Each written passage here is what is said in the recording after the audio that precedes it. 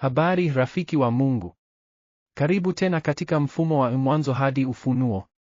Leo tunafika katika sehemu ya huzuni lakini ya matumaini, kifo cha Yusufu. Baada ya miaka mingi ya kutumikia Mungu katika nchi ya kigeni, mwana wa Yakobo anafikia mwisho wa safari yake duniani. Lakini kifo chake hakikuwa mwisho, kilikuwa ni mwanzo wa kitu kikuu. Tutaona jinsi Yusufu alivyosamehe kwa mara ya mwisho, jinsi alivyotoa maagizo muhimu, na jinsi alivyoamini katika ahadi za Mungu.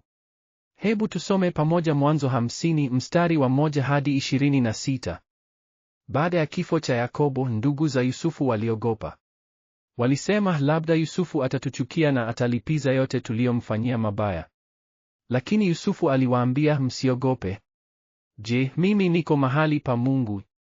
Mlinikusudia mabaya, lakini Mungu alikusudia hayo kuwa mema, ili kufanya kama ilivyo leo, kuwaokoa watu wengi. Basi msiogope, nitawalinda ninyi na watoto wenu. Akawafariji kwa maneno mazuri. Yusufu akaishi miaka 110.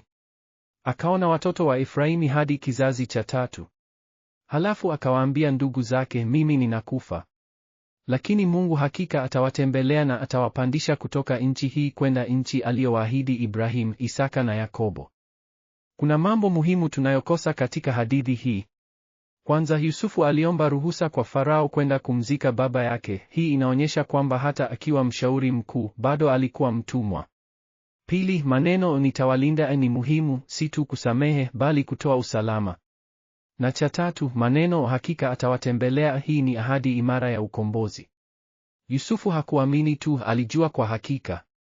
Aliamuru mifupa yake ibaki Misri, lakini ichukue wakati wa kwenda Kanaani. Hii inaonyesha imani kubwa, aliamini ahadi za Mungu hata baada ya kifo chake. Wanyamapori wa Mungu walikuwa wakishuhudia mazungumzo haya muhimu. Mmesikia jinsi Yusufu anavyosamehe. Hakuna chuki, hakuna kisasi, ni upendo tu. Ninaona kutoka juu jinsi msamaha unavyofungua mlango wa amani. Binadamu huweza kuchagua baraka badala ya laana. Yusufu anajua siri, Mungu anaweza kubadilisha mabaya kuwa mema. Hii ni nguvu ya imani kweli. Na jinsi anavyoamini ahadi za Mungu. Hata katika kifo anaamini ukombozi. Ndugu zake hawakuelewa mipango ya Mungu, lakini Yusufu ameona mbali. Amejua kwamba Misri si nyumbani. Yusufu anatuonyesha mabadiliko muhimu ya kiroho. Kwanza, kutoka uongozi wa binadamu hadi uongozi wa Mungu. Yusufu anaondoka, lakini Mungu atabaki kuwaongoza watu wake. Pili, kutoka msamaha hadi upatanisho. Si tu kusamehe, ni kujenga mahusiano mapya.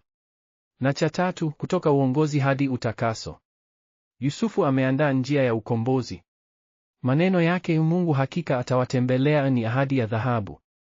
Neno hakika ni kwa Kiebrania pagad, maana ni kwa uhakika Mungu atakuja. Hii ni ahadi kubwa ya kutoka. Yusufu hajui muda, lakini anajua uhakika wa ahadi za Mungu. Hadithi ya Yusufu inatupatia masomo muhimu ya leo. Kwanza, msamaha si hisia, ni uamuzi. Yusufu aliamua kusamehe licha ya maumivu. Pili, Mungu anaweza kubadilisha mabaya yote kuwa mema katika maisha yetu. Hatujui jinsi, lakini tunaamini. Cha tatu, tunapaswa kuwa na imani ya kizazi, tuone zaidi ya hali zetu za sasa. Kama Yusufu, tunaweza kuishi kwa matumaini ya ahadi za Mungu. Je, kuna mtu unayehitaji kumsamehe? Je, unaamini kwamba Mungu anaweza kubadilisha hali yako ya sasa? Amka na imani ya Yusufu, amini ahadi za Mungu hata katika mazingira magumu. Hebu tuombe pamoja. Baba wa anga, tunakushukuru kwa mfano wa Yusufu. Alikuonyesha jinsi ya kusamehe, jinsi ya kuamini ahadi zako, na jinsi ya kuishi kwa matumaini. Tunaomba utusaidie tuwe na moyo wa msamaha kama wake. Tufundishe kuamini kwamba unaweza kubadilisha mabaya yetu kuwa mema. Tupe imani ya kuona zaidi ya mazingira yetu ya sasa. Kama vile ulivyowafufua Israeli kutoka Misri, pia unatufufua sisi kutoka utumwani wa dhambi. Katika jina la Yesu tunaomba, amina. Jiandikishe kwa maudhui zaidi ya kusoma Biblia.